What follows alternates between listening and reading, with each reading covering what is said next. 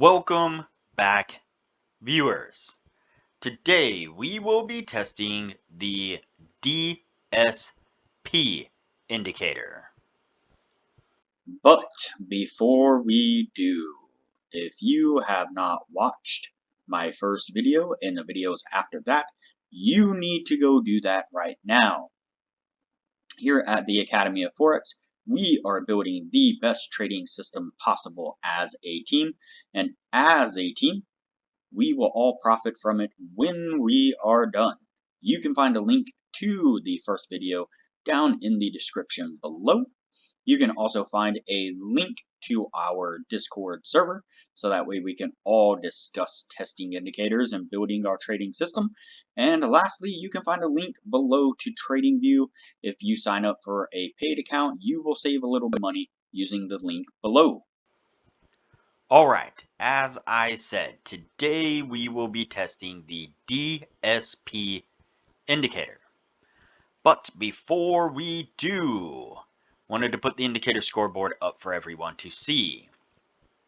So to date, we have tested 105 indicators, and out of those 105 indicators, 39 of them have been winners, which means that they have met or exceeded the 60% win-loss ratio threshold that we have set for them. The best ones so far were able to achieve a 100% win rate. Now, you need to go back and watch those videos to understand the context of how they were able to achieve that. But as we are working on building the best trading system possible, you could take any one of those 39 indicators and get out there and start potentially profitably trading the markets with them now. So go back and watch those videos, make a list of those indicators, and get out there and see what you can do with them. But stick with us here as we work on maximizing your trading profits. All right. Dun, dun, dun. So, as I said, today's indicator is the DSP indicator, or the detrended synthetic price indicator. Setup's pretty easy. I mean, we have the DSP line here, and we have a zero line. And so basically it is a zero line cross indicator. Let me bump up some of the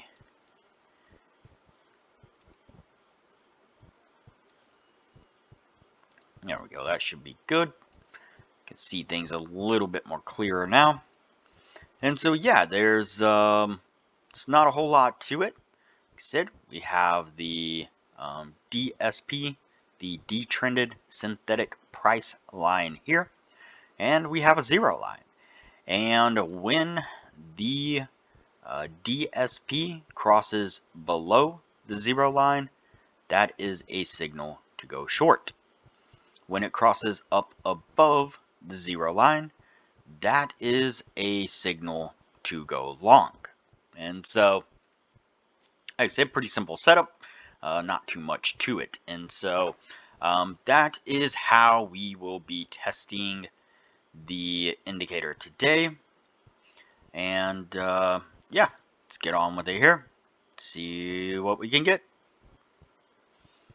Moving along here, making a push down. Boom, boom, boom. It's not a very strong push.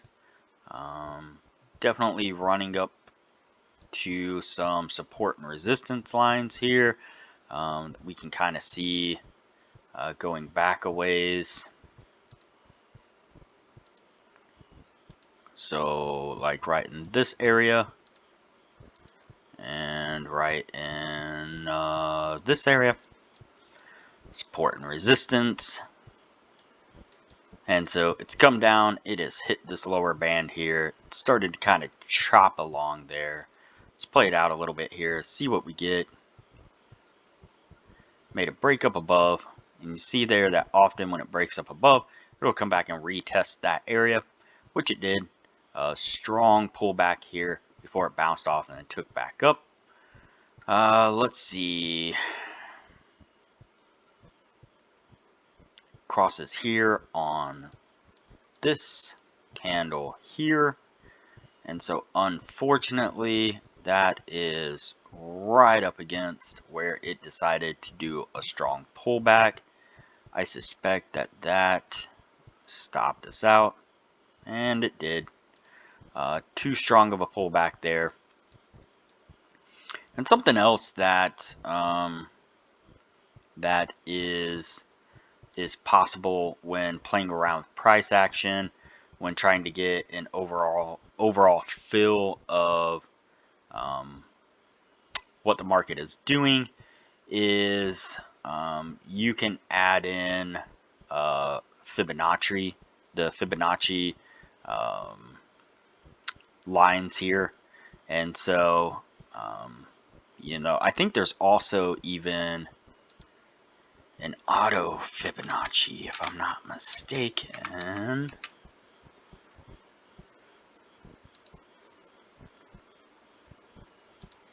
Let's see. There is. And so there's an auto one, so you don't even have to plot the Fibonacci's yourself. And you can go in and you can turn on and off specific areas. If you research some of the most common Fibonacci levels, then you can play around with that and, you know, get an idea of the areas that you know, are a little bit more popular than others, or you can just leave it on where it stands the way it is now. And you can see here that right as we were getting the signal here, we were bouncing right up against this Fibonacci level right here. And so that's definitely something that you could have taken into account. You know, a rule that you could have added into this trade is, you know, if we're right up against a Fibonacci level, then you know, it may not be a great trade to take, but that's solely up to your discretion. And so let's mark off the losing trade right there, and let's play this along here. And you see there the Fibonacci levels are changing as the price action is moving along. And so just an interesting tool to have in place. See here that often price action respects Fibonacci levels. They act as, you know, kind of a self-fulfilling support and resistance. Of course, not everybody believes that, and it's totally up to, you know, how you want to look at things. Let's see. So we've had a strong push to the upside here. We can see here that it's starting to get some weakness. Let's see if it shows any sign of a double top. It did not, but it showed kind of a classic reversal style pattern here. Came up and bounced off of this this 1.85 level, this Fibonacci level here at the top, and is starting to make its way back down. Now it is about to bang into the 0.82 or 0.236 level, and so that might be something to keep an eye out for. And you see there when it did, it bounced off of that level, came up, tried to make a double top right there. Depending on how you classify double tops, whether or not you go by candles only, or the candle body only, or you go by candle body and wicks. There are different schools of thought on that, but you see here that it tried to double top there. It's coming back down to retest this Fibonacci level right here. And so it's possible that if it breaks below that, we could see a push downward, or it might reverse and take off up. It's bouncing along that area there. And see, the more that it does this, more that it consolidates, is the more kind of unclear as to what direction it's going to take. Now, of course, it is flagging out here, and so it is very possible that you just look for a break either up or down out of the zone that is created right here. And that would be confirmation for taking a trade. It's kind of uncertain at this point what direction it's going to head in. But like I said, that's what a lot of people will do. They would set in order to either go long up here or short down here and wait for a break, see what happens. Broke to the downside, and you see there it's bouncing along, trying to test those Fibonacci levels there. We got our short signal on the indicator over here. And unfortunately, it looks like it did same thing as last time. Didn't quite stop us out. So we got lucky on that one. We were able to snag a win. And so again, I know that, there are definitely different schools of thought. You will have some people who will say Fibonacci levels are complete BS, they're complete junk, and you shouldn't even have them on your chart. You'll have some people who will also say support and resistance line, complete junk, don't even put them on your chart, only use indicators. Then you'll have some people who, swear that indicators are complete junk and only price action, support and resistance, and, things like Fibonacci's and cipher patterns, bat patterns, such like that, are the only way to trade. My thought is that you should build a layer of confirming things that give you an idea whether or not a trade's going to be successful. And so, Fibonacci's, you can't deny the fact that Fibonacci's, they definitely create zones of support and resistance.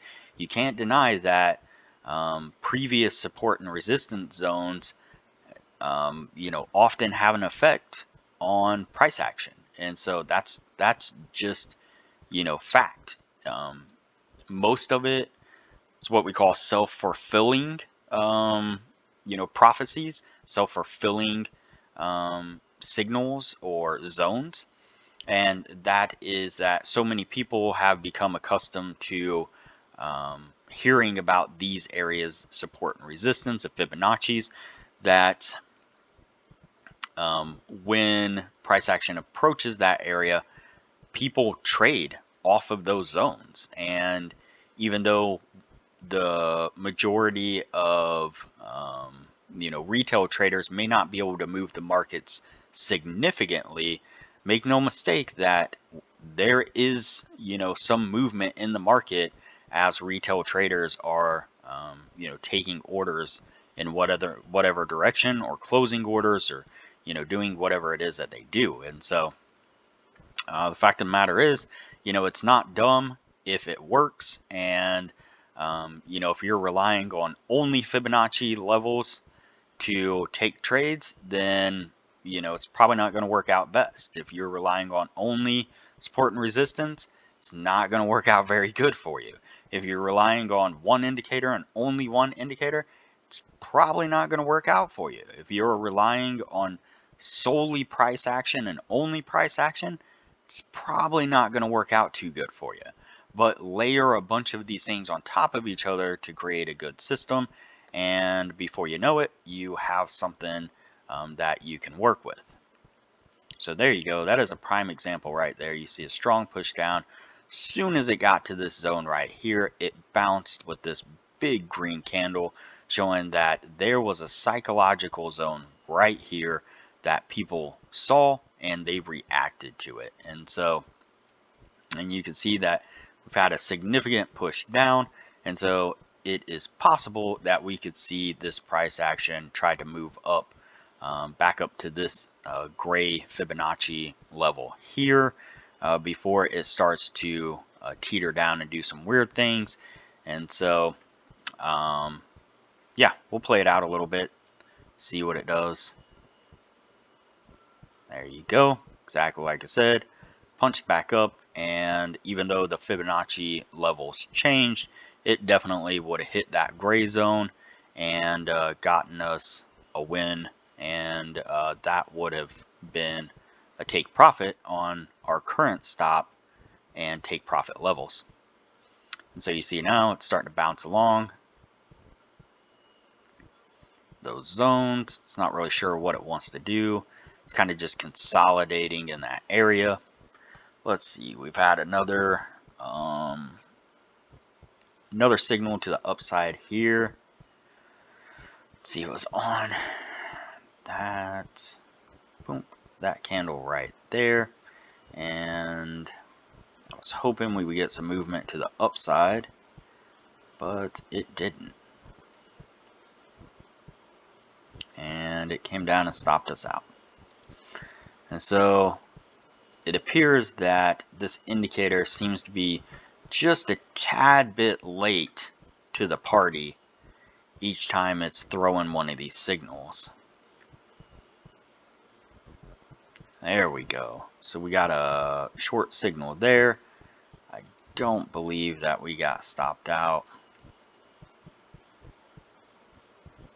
Nope, we did not. And it came down. Got take profit. There we go.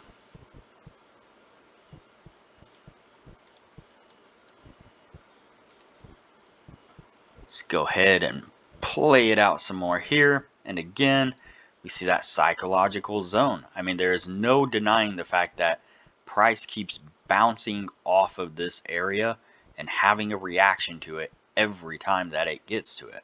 I mean, maybe not every single time, but more often than not, it is having a reaction when it gets to that area. And so to say that support and resistance at these levels, these zones that you can mark out by looking back at previous areas where price bounced or came up and hit and retraced. I mean, there's no denying this. To deny it would be irresponsible. So let's play it out here, see what it does.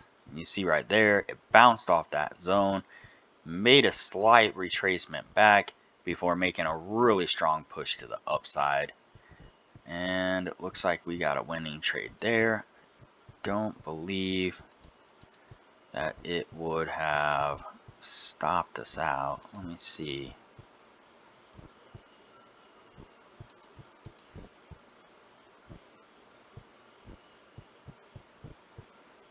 So that's the cross right there. And we would have set an entry there. And so, yeah, it looks like it may have, I mean, just barely caught us. Alright, playing it out here. And you can see that it's come up to this level right here. Again, this is an area where it has hit kind of this zone many times. Not exactly to it, but pretty darn close. And now it's having a reaction. Doesn't seem like a significant reaction. If I had to guess, I wouldn't take a trade on it. But if I had to guess, I think it's going to come back up and try to retest this zone and maybe even break up through it. But again, I wouldn't take a trade on that. But just there's something about this that seems like a really weak move. Like it came up and slightly respected this area, but not with any kind of real conviction. Let's see what it does. Oh, there we go. So you see, came back up and it touched it this time. And when it did, it really rejected it. And so at that point, once it created a double top, then we have more conviction in the fact that it wasn't going to try to push up too hard.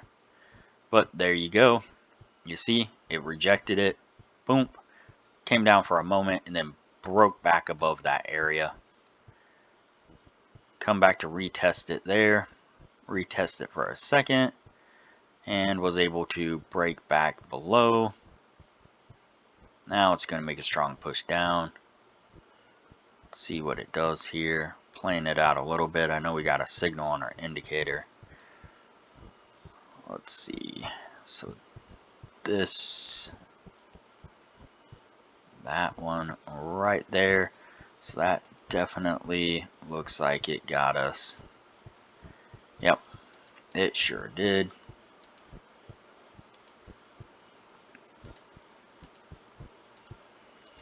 And I mean, the thing is, when it comes to support and resistance like this, it doesn't take much to mark these lines off. It's not like it was some, you know, fantastical equation and mathematical formula I had to come up with and spent 2 hours drawing out these lines.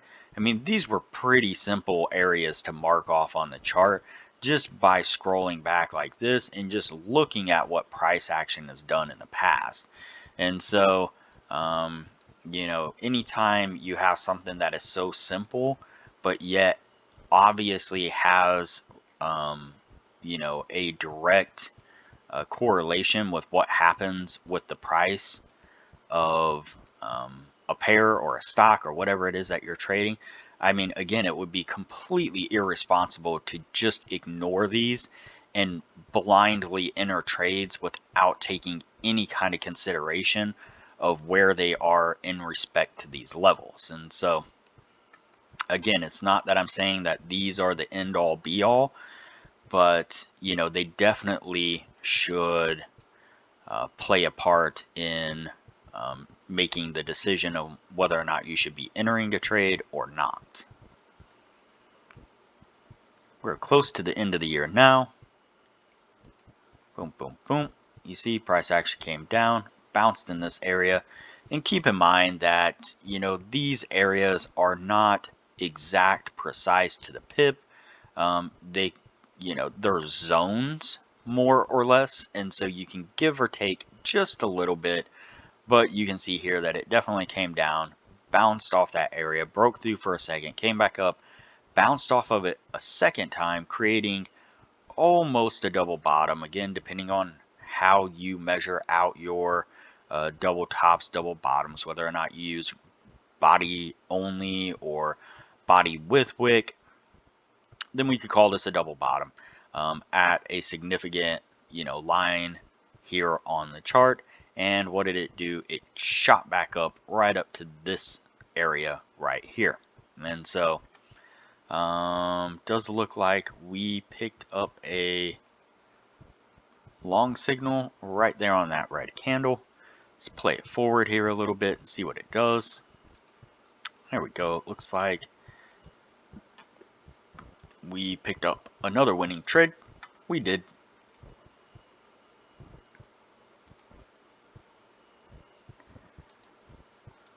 There we go. So that's the end of the year. That's what we came up with. Let's see. So we have 1, 2, 3, 4, 5, 6, 7 trades all together. And we have 1, 2, 3, 4 winners. So that puts us in the win zone, only barely, but in the win zone nonetheless. Not a whole lot of trades. And so I definitely wish, you know, it was able to pick up a few more trades. That's for sure, especially for, you know, only being able to squeeze out as many wins as it was able to.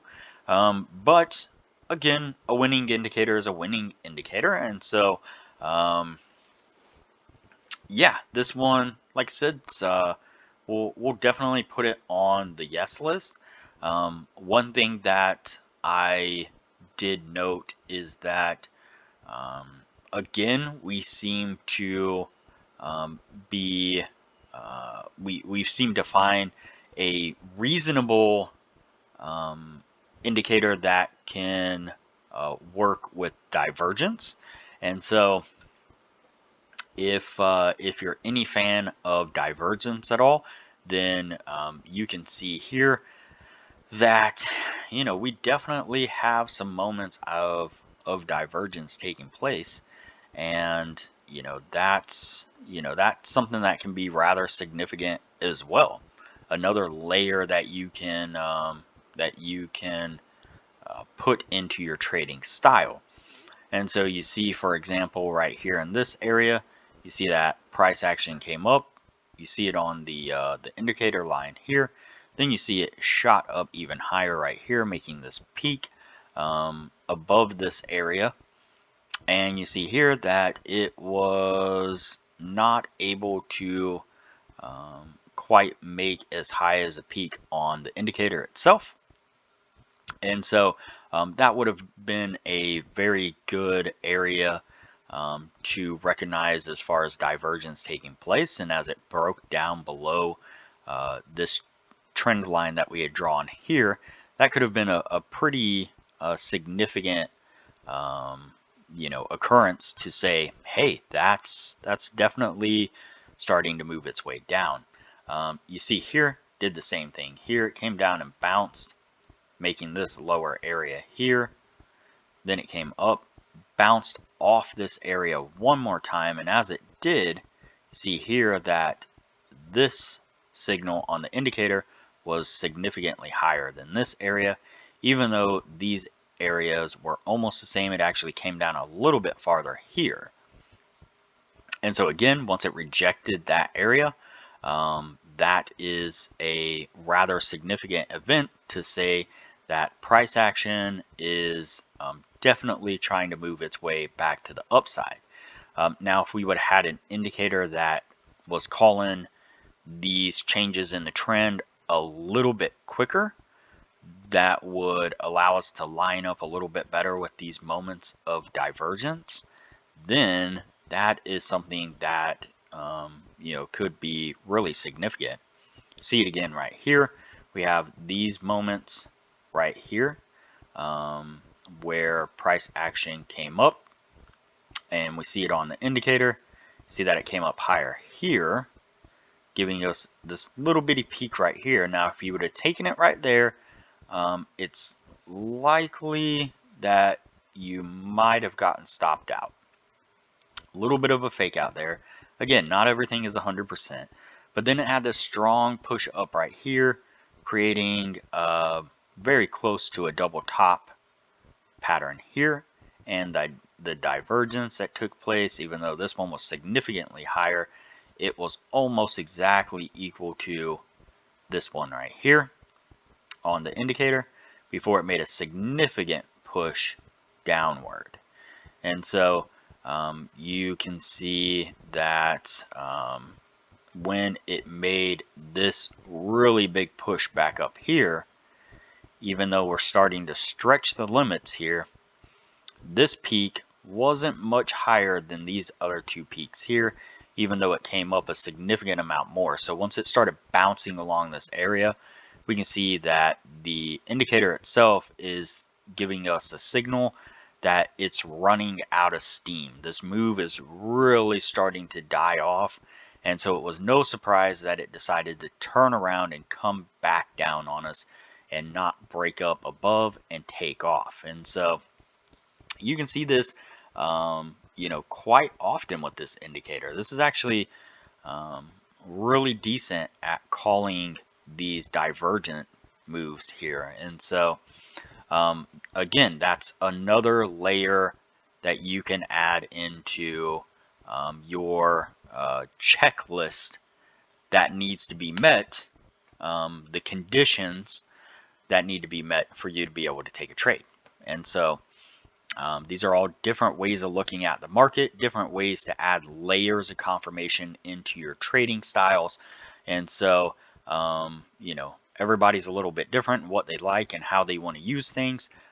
But that's, again, it'd be foolish to ignore clear signs that we are getting from things. And so, all right, video is getting a little bit long, so I'm going to call it here. Again, it's going on the yes list.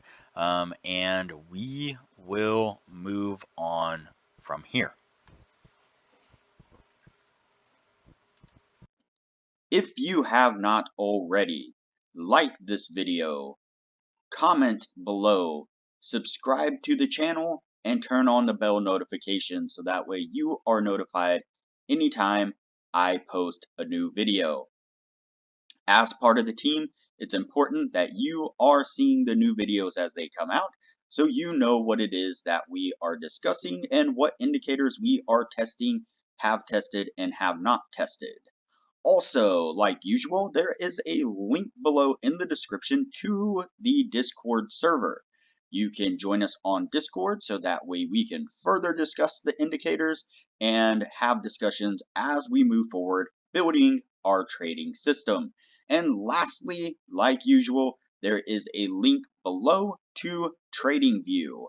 If you like what you see whenever I use TradingView and you are interested in signing up for TradingView, if you use the link below and sign up for a paid account, you will save a little bit of money.